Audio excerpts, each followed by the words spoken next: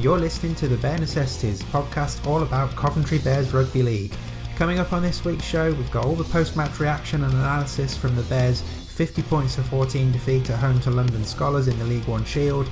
We hear from James Geurtjens, who received a special award from the club for reaching 50 appearances. We've got another question for Mr. C, and we'll tell you all about our special show next week, which we're doing in conjunction with Wolfcast Toronto. Here we go.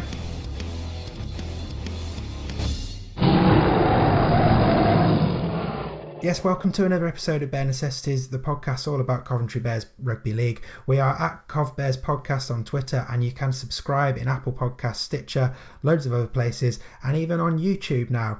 And I'm joined, as always, by my co-host, Mr. Craig Cathcart. Craig, how are you doing? You have a good weekend? Yes, Dave. Yes, it was a great weekend. Very busy. Went to the test match at Edgbaston on the weekend, or on Saturday. Unfortunately, missed the Bears game. The first one I've missed for a while due to other commitments. But it's been a busy weekend. Yes, well, I think you've probably already realised it, but you picked a good one to miss. Let's put it that way. The Bears went down to a 50 points to 14 defeat at home to London Skolars. So I will take you through the story of the game. So the Bears actually made a pretty good start, and indeed they opened the scoring after just 4 minutes through Kieran Sherratt. The try came from a player who we've mentioned a lot on recent shows, Hayden Freeman. He put in some great work down the left, and it was his kick chip over the defence, which Kieran was able to gather and score in the corner.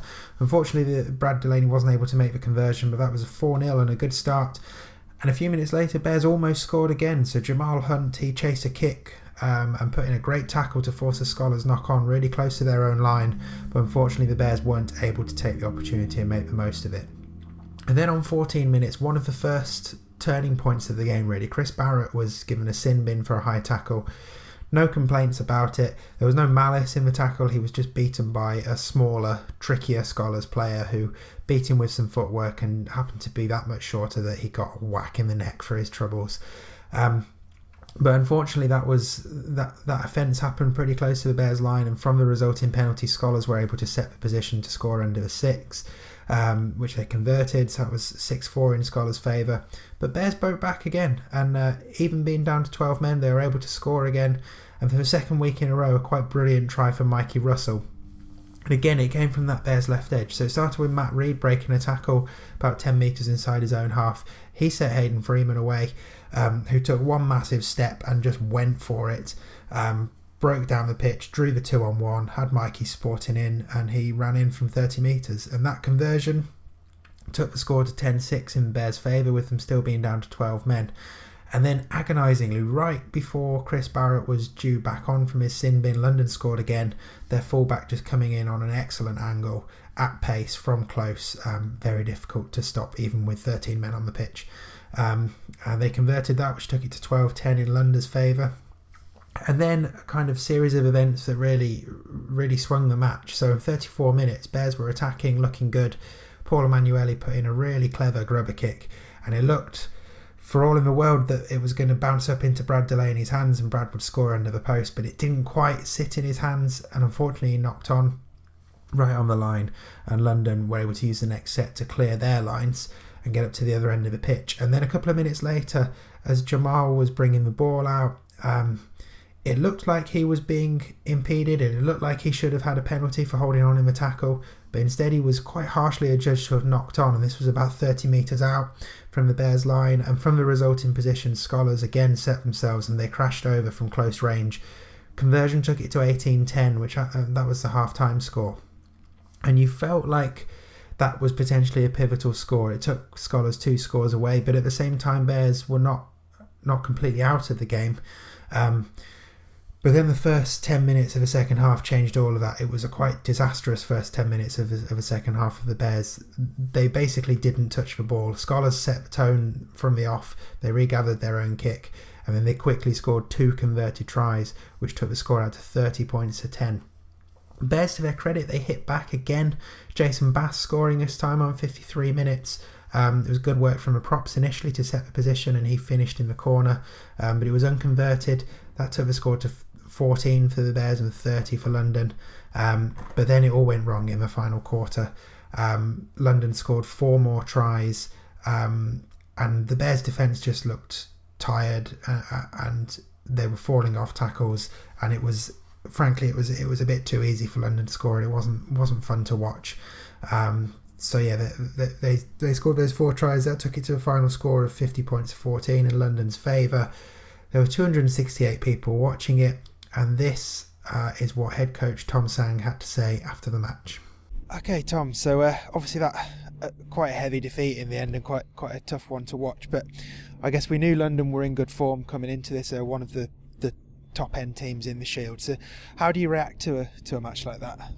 Well, it's obviously losing to that scoreline is never a good place to be, especially when I thought again it's been the story of the year for 50 minutes, 60 minutes. We were right there. I think the weight of the year sort of told that last 25 minutes or so, and I think genuinely that's the first time I've seen this group of players sort of almost pretty much sort of give in at times defensively. Like we in previous games when we've had big scores put up against us, it's not been through lack of effort, it's been through lack of technique or tactical know-how, or not necessarily wanting to be there, wanting to turn up, but it just that last 20-25 minutes it seemed like we'd sort of given in at times, and I think that's off the back of throwing everything into that first half and still coming into the sheds at half time behind, despite, in my opinion, and in most people who watch the games, I would guess opinion that we did dominate for large periods of that first half. So. It felt like the key point almost in the match really was that Skolars tried just before half time. It seemed to just edge them just that little bit further out of reach, and then compounded with the first 10 minutes of the second half where, to be honest, I can't remember Bears touching the ball, and I know Skolars scored a couple. I guess it was always going to be really difficult to claw back after that. No, I absolutely agree. I also take it just a couple of plays prior to that to Skolars scoring just before half time, where we had an opportunity for Brad Delaney to score off a kick from Paul Emanuele right under the posts. He couldn't pick up the little grubber kick that was put through for him. He knocks on, they get the ball, and then the next set they score under our 6. So it goes from us at that point 10-12 down, potentially taking a lead into half time, to then us going in at 18-10 down. And I think that swing, although we were fairly confident in the changing room at half time, I think just psychologically from dominating that first half and really, really working hard, especially through the middle, defensively, where we've been a little bit frail at times. We really, really were focused. We're really diligent with our extra efforts and our little 1% efforts for the team that all the boys were doing, and yet we're still behind at half time. And I think coming into that second half, as soon as they then got a little bit of a roll on, then I think at that point, as soon as they scored those couple of tries quick fire, I think at that point mentally we were pretty much fatigued at that point, and it would have been a hard task to dig ourselves out of that hole at that point. I mean, Skolars are a fairly settled team, though they have been this season, and it's almost showing now at the business end of the season that they are being able to string a few results together. Do you look at a club like Skolars and almost try and see what they're doing and think how you can apply that to the Bears, and maybe look at a club like Skolars as being a blueprint for where the Bears can go from seasons forward? Yeah, I mean, Skolars have been around for I don't know exactly, but I'd say a dozen years at least. So they're obviously a little bit further ahead than us. They've got the makings of a very good team. They've got a very, very big, strong, athletic pack. They've got a few young guys and really athletic outside backs, and they've got 2 really good experienced halfbacks who know when to kick and when to move and how to move a team around. So they're 3 really key ingredients.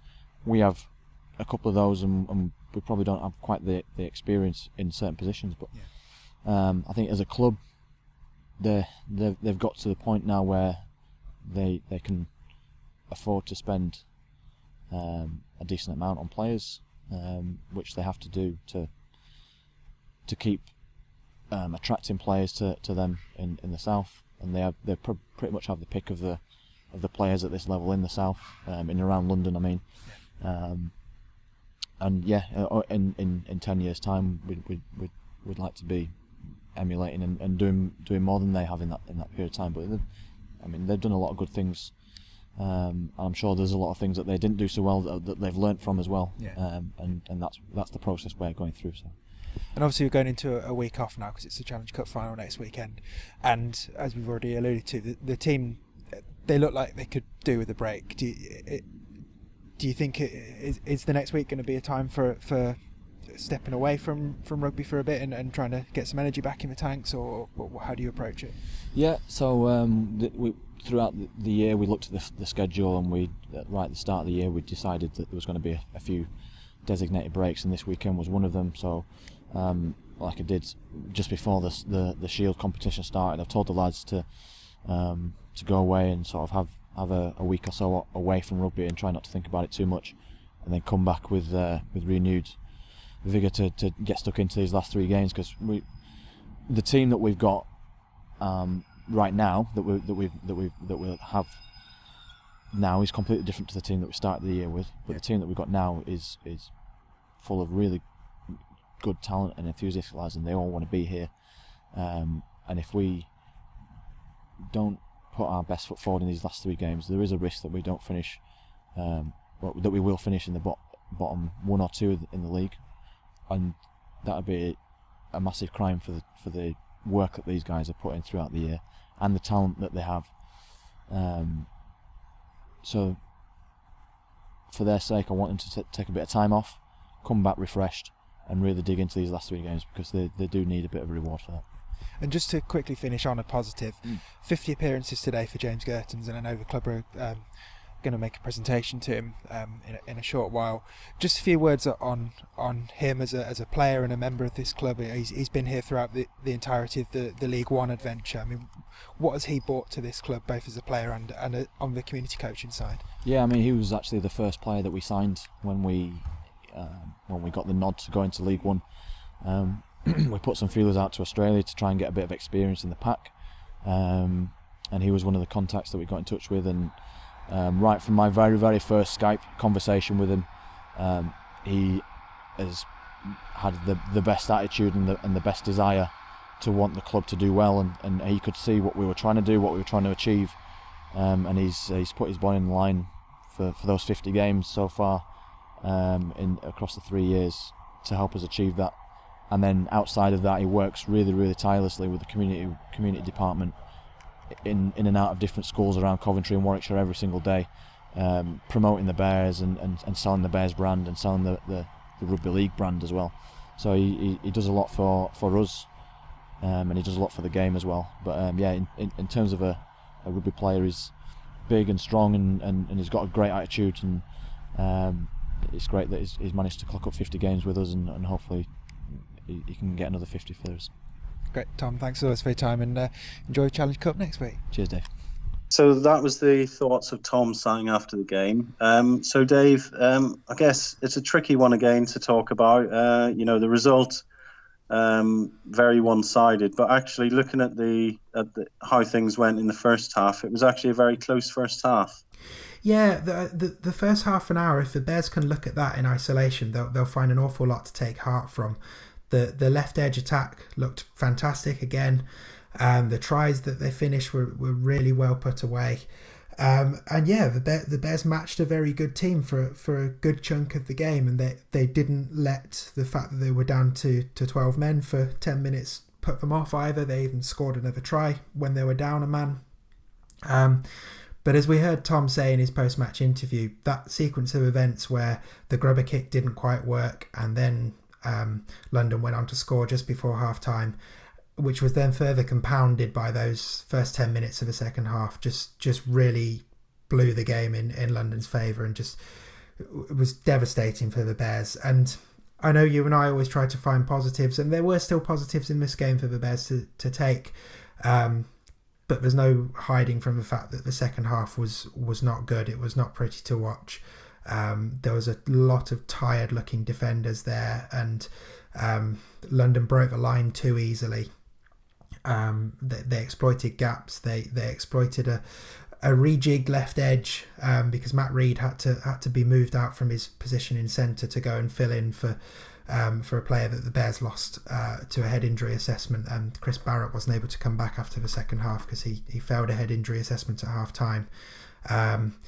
And yeah, the Bears looked tired and they very much looked second best, and it was difficult to watch because one of the things that we've seen particularly at home is the Bears are usually still pretty solid in defence for most of the game, and it just slipped away and was a tough one, really. Yeah, I mean, it was always going to be a tough game with the form that the Skolars were in, but looking at it as well, I mean, I guess the last thing the Bears would have wanted would be to concede just before half time, particularly with the result that they had against Gloucester last time out. Yeah, and I think that did really feel like a pivotal moment. It just edged within a couple of minutes. It went from potentially Bears being 16-12 up if they'd have got that try under the posts to going in 2 scores down, and then, as I say, straight after half time, just a disastrous first 10 minutes. London gathered their own kickoff and didn't let Bears touch the ball for a good 10 minutes, and and then the final quarter of the game, as I say, London just looked stronger, they looked fitter, and they had their heads up, they had their tails up, and they just punished every Bears mistake, and it was a tough one. I guess this is this is partly down to probably a long, hard season, and as I said, I've mentioned already the result last time out. You could really sense the devastation against Gloucester when the Bears walked off the field, having lost that game in the fashion that they did. And I guess the thing that the rub of the grip not really going for them in the Skolars game just before half time, and that probably was a very leggy second half then, I guess.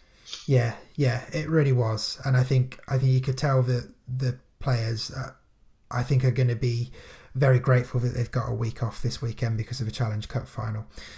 But I suppose that means for us we can look ahead, and there's 3 games left in the season. I think North Wales, I mean, our first episode was after the North Wales game. We know what a good side they are. But potentially there's a chance that Bears can get something from North Wales, but I think in particular the games against Oxford and South Wales after that are ones that the Bears are really going to be looking to target to finish the season on a high and actually do what they've not done all season and record back-to-back wins. And I think that could be massive to take into next season. Yeah, those 2 games have got to be games that the Bears target as wins. North Wales have been very, very strong, actually, the second half of the season. It'd be a tough one for the Bears, but, I'd like to see them put in a good performance there. But certainly the Oxford and South Wales games, the Bears have got to look to win those. And, if they can just put in the performance that we know they can, then, they'll be comfortable winners in both those games. But as you know, no game's easy in this league. No. Look at what Hemel have done over the last few weeks. I mean, they've been fantastic, getting some great results, and actually give North Wales a scare at the weekend as well. So every game's difficult. You can't take anything for granted. But as I said, certainly 2 out of those 3 games the Bears have got to look to win. Yes. And one positive to end on, and those of you who were at the match on Sunday will probably have noticed, but the voice coming over the PA and doing the stadium announcing was a much younger voice than we normally have at the Butts Park Arena, and that voice belonged to a young man from Coventry called Harry Jackson, who, as far as I understand, was helping the Bears out doing some PA stuff at the event in the Broadgate in Coventry a couple of weeks ago for the City of Sport things, and somebody at the club noticed him and thought he was good and decided to let him be the stadium announcer for the game on Sunday. And I think on the whole he did a good job. There was some difficult names in that London team to pronounce, and he had to pronounce them a lot because they kept scoring, which was very cruel of them. But there were some Skolars fans sitting behind me who seemed impressed with his attempts at pronouncing some of the more difficult names. So I think really it shows what a community-minded club the Bears is. The fact that they were willing to let essentially a child come in and be the stadium announcer for the game. And I thought it was quite a nice touch. Whether he'll be able to wrestle the mic back off Ron for the final game of the season remains to be seen, but it was a nice touch. It does show. It definitely shows that. I mean, that's a small example of what the Bears are about. It's about involving the local community. We keep saying that the Bears are a community club, but again, as I said, that's another example of that. And if you want to see the face behind that youthful voice, do check out either the Bears Twitter or indeed our Twitter, because we retweeted it. There is a picture of Harry there doing his stadium announcing duties. So in terms of the rest of League One and the results for the weekend, so obviously, as we know now, Bears lost 14-50 at home to London Skolars in the Shield, but elsewhere in the Shield, Hunslet beat All Gold 32-18, Hemel lost at home 38-18 to North Wales, and Oxford and South Wales drew 22-all in a match that was attended by just 65 people, which is not good at all. And then in the Super 8s, Toronto got back on track. They beat Newcastle 50 points to nil. Workington edged Doncaster 22-21 in what sounds like a very good game. Whitehaven beat Keighley 36-4 and Barrow beat York 26-19. So all of which means in terms of the table, Bears stay 6th. They are level on points with Hemel and now just 1 point above South Wales and 3 points behind Oxford. So 3 games to play. The best the Bears can finish now is 5th in the Shield. So fingers crossed that we can get a couple of wins and catch Oxford. Okay, so we're at the raw part of the show, which is normally where we hear a voice from a member of the Bears community, so a fan or someone involved in the club. This week it's slightly different. We've actually got one of the players doing a bit of the raw. So after Sunday's game, the club made a presentation to James Geurtjens to mark the fact that he'd gone past 50 appearances for the club. He, of course, has been there for the entire League One journey. He was one of the first signings the Bears made when they got the nod to go into League One. And he's a great servant for the club on the pitch and a brilliant ambassador for the club in terms of community work off it. So very deserving of a special presentation. And after the game, I was able to catch up with him briefly. So yeah, James, you're getting an award for your 50 club appearances, and you've been here from the start of the League One journey. Yep. Just wondered really how you reflect on your time with the Bears so far and how much you've enjoyed it. Yeah, it's been really good. Like coming from Australia, I guess it's a little bit different. It's a lot colder. It's a lot the style of play is a lot different. But it's been a really good experience. That's why I probably stayed. I've come originally for 1 year. Yeah. We stayed the extra year. Now this is the 3rd year, and I think we possibly could be pushing another year. So we've enjoyed the travel, and we've enjoyed the club, and we've enjoyed all the fans and everything. So it's been really good. What was the attraction of coming to Coventry in the first place? There's a few options I had. I had up north, obviously. Yeah. Also near London as well. But I think it was more professional sort of when they spoke to me originally. Yeah.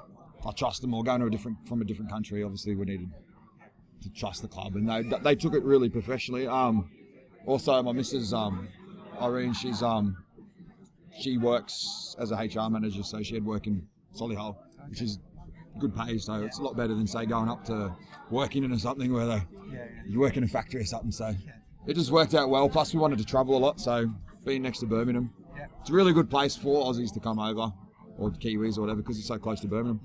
And you're deeply involved in the community side of things here at the club. Is that a passion of yours to sort of help spread the game, particularly in an area like the Midlands where there's not so much of a history of it? Yeah, definitely. That's something I've really enjoyed. Like in Australia, I was a full-time builder, and I'd work probably 50 hours a week, plus I'd train like 3 or 4 times a week. So doing something I really enjoy has been really good. And I think we've done a lot in the community where I think went up like 1,000%, was it? We've got people playing rugby league in the school, so we've turned it into being something that's like, I don't know, almost blasphemy playing rugby league to something that's everybody knows about now, and the kids are enjoying it heaps. Well, you do loads for the club on pitch, loads of it off it. Congratulations on the 50, and here's to the next 50. Yeah, no worries. Thank you very much. So that was James Geurtjens, and Craig, I think just a quick word on James. He's such a massive presence for the Bears on the pitch, and a brilliant driving force off it from the community side, and wonderful that he's got to 50 appearances and that he's still here and still part of the club. Yeah, he's a massive player for the Bears on the pitch. He's one of the best players that we've got. He always leaves everything on the pitch. But not only that, as he said, you've mentioned the community side of it. this is a guy that puts the effort in on the pitch, and after the game speaks to the fans, as a lot of the Bears players do. But he has a real good affinity with the fans here. He really loves playing for the club and wants to do the best for the club and do the best for the fans that come to every game. From a community point of view, he's always pictured doing stuff for the Bears in the community. He was recently involved with the stuff at the Broadgate, which was where the Bears mascot was. James was there as well. He's always in and around all the community stuff and does an excellent job of that. He really loves playing for the Bears, and let's hope we see another 50 appearances from him. Absolutely. Now, of course, the Raw feature is normally a point where we try and get fans' voices and people involved in the club, but we just thought we really needed to mark James's special achievement there by including him in the feature this week. But if you want your Raw heard, then don't forget to tweet us at CovBears Podcast, and we will find you and we'll make it happen. And of course, you can also tweet us your questions for Craig using hashtag AskMrC. Tweet him any questions you want, and I will put them to him. And Craig, we've only got one question this week from @Wallace_Smith, but it's quite a big one.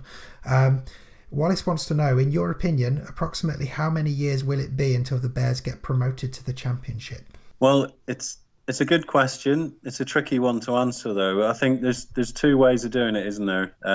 Really, one, you can spend your way out of the division, which Toronto have shown this year works. I'm not taking anything away from Toronto. I think they've been amazing for League One. They've really helped raise the profile of the league. Or you build for a sustainable club with a long-term plan. If just looking at it in context, though, if you think Skolars, who the Bears played on the weekend, have been around since 2003 as a professional club. It takes a long time to build to get to the level that you need to be. I mean, they've been in, I believe, promotion playoffs a couple of times, but it just shows how difficult it is. The difficulty the Bears have is, and I've mentioned before, is the number of players that they can choose from. Clubs in the north have, a large pool of players that they can pick from, whereas the Bears don't have that. And that's why one of the reasons why you'll see the Bears doing so much community work and coaching of juniors and everything else. It's about building a long-term future for the club. So I think the aim has got to be, and I wouldn't probably want to put any timescales on it, but the aim has got to be to try and move up into the sort of, the upper half of the Shield part of the table, and hopefully challenging for the Shield within the next couple of years. And then moving on towards the Super 8s and hoping to get into the playoffs. The thing is, you never know what's going to happen. I mean, at some point, all this amazing community work that the Bears are doing will pay off. You never know. You could get 2 or 3 superstars unearthed, and that would really propel the club forward and give them momentum. And who knows? Anything's possible in sport, isn't it? Yeah, slow and steady wins the race. So if you've got a question that you'd like to ask Craig on a future show, then don't forget, tweet it to us using hashtag AskMrC. Tweet it to @CovBearsPodcast, and we will ask it. So, of course, there's no game for the Bears this weekend because it's the Challenge Cup final. So the Bears get a weekend off, which, as we've already discussed, I think they'll be very much looking forward to. But it's a big weekend for Rugby League. Challenge Cup final still is a very, very important fixture. It's Hull versus Wigan. Craig, have you got anyone in mind as to who you think might win? Have you seen any of the Challenge Cup this year? I have to say I haven't seen an awful lot. I'm a massive fan of Rugby League, but I only catch Super League occasionally. I'm more of a fan of the Bears in League One, but no, I have seen a few games. I think Hull did amazingly to win it last year. They're the holders, and this year as well, they've had probably a couple of surprise results on the way to the final. And I think they'll be really tough to beat. I mean, they've got the advantage of being the holders, and I think their players will give 110% to try and win it. But then Wigan, they're a club that have had a pretty poor season in Super League, and they'll be desperate to win a trophy this year. Their fans will travel in numbers, no doubt. But I think Hull will edge it again this year. I think it'll be another shock to see them win it, but I think they'll do it. I'm actually going to go the other way. I've got a sneaking suspicion that Sam Tompkins is going to produce something to win it for them. I feel like he's slowly coming into form, which is great with the World Cup in mind. I've just got a feeling he's going to do something. So I guess we'll find out the weekend. But of course, the fact that there's no Bears game this weekend means that we might have been stuck for something to do as a show next week. Well, you might think that, but actually we've already got most of it in the bag, because as you may remember us mentioning on last week's show, before the All Golds game, we were lucky enough to meet up with our new friends who run the Wolfcast Toronto podcast. So we've got a very special episode next week where it was just a really interesting chat, wasn't it, Craig? We talked Canadian Rugby League, we quizzed them, they quizzed us. So I'm looking forward to actually getting that out there for people to hear. Yeah, I tell you what, I absolutely loved meeting Dario and Chris. Those guys, they've only been following rugby league, I think, for just under a year or just over a year, but the passion that they show for the game is unreal. And my hat, I would, if I had a hat on at the moment, I would doff it to them, because they really do. They've travelled over 5 hours to come and watch some rugby league matches. They love the sport. They want to grow the game. They are passionate about the Wolf Pack, but also they're passionate about rugby league as a sport, and they want to see it to be, they want it to be the global sport it deserves to be. And you could really tell that from speaking to them. I mean, the chat that we had with them after we did the recording, showed that these guys, absolutely adore watching rugby league. I mean, they watched games, things from Super League games down to amateur games here, and they absolutely loved it. So, but not only that, it was just fun to chat to them. Both of them are, really nice guys, and they're very supportive of us. And and they give us a very special prize as well, didn't they, to give away in a future episode? So they did indeed, and I think we'll launch that competition on next week's show. So the prize is a Toronto Wolfpack scarf, but not only that, it's a scarf that has been signed by the entire first team squad and management. So that's a really cool prize for us to give away. So if you want to be within a chance of winning that, and of course you'll want to hear about all of their adventures from their road trip over to the UK, then make sure you listen to Bare Necessities next week. And you can also find out which of Craig and I scored better on Toronto's quiz that they prepared for us. It was low scoring, let's put it that way. Yeah. And then, of course, the Bears are back in action on Sunday, the 3rd of September, with their trip to North Wales. So I guess that rounds it off for this week's show. Craig, thanks as always for joining, and we'll it's been a pleasure as always, Dave. Yeah, thank you. Bare Necessities is a podcast about the Coventry Bears. It's an independent show, but it wouldn't be possible without the support and the encouragement of the club. So huge thanks to everyone at the Bears for helping us out. Come and say hi to us on Twitter, where we're at CovBearsPodcast. Tweet Craig your questions using hashtag AskMrC, and let us know if you want to have your roar heard. Don't forget to subscribe to the show in Apple Podcasts, Stitcher, or wherever else. And if you like the show, leave us a rating or review and spread the word to anyone else who loves the Bears. Bare Necessities is brought to you by me, Dave Musson, and Craig Cathcart, and our theme music is by my band Wave. See you next time.